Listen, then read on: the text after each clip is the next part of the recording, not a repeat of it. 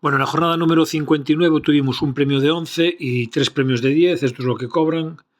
La verdad que, bueno, seguimos con la mala racha porque con todo el pronóstico acertado estuvimos muy cerca de tener 12.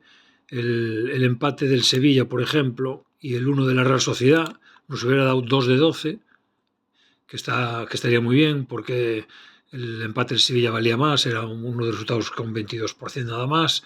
Y pudo ser, fue luego el minuto 99, el Rayo mereció ganar de sobras a la Real Sociedad, fue un tema arbitral del VAR con mucha polémica, pero bueno, a ver si en las jornadas que quedan nos sonríe un poco la suerte. Vamos a seguir jugando con una sola fija, esta va a ser el Castellón, que por lo menos volvió a recuperar la forma después de varias jornadas con empates. La verdad que es un huracán. El otro día que en Málaga pues fue un huracán, totalmente atacando todo el partido. Bueno, yo creo que va a ganar fácil al Córdoba, que por otro lado ya no se juega nada, está en tierra de nadie. El Santander a 1x, en teoría ganará el Santander, pero bueno, los equipos que se juegan la vida son muy peligrosos. Las Palmas Valladolid, otro 1x, en teoría también Las Palmas debería ganar, pero bueno, hace un fútbol muy lento, muy distinto al que hacen el Castellón y el Santander, juega muy bien, pero le cuesta más sacar los partidos, aunque yo creo que va a ganar porque Valladolid también está en una zona ya más tranquila.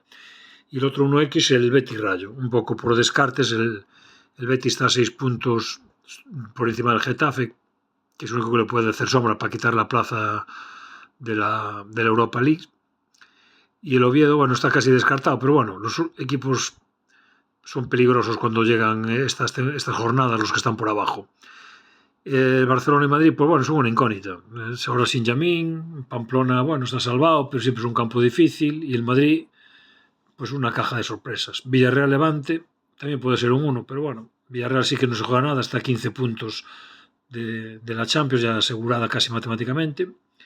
Y el Levante se juega la vida, por lo cual con los que se juegan la vida hay que tener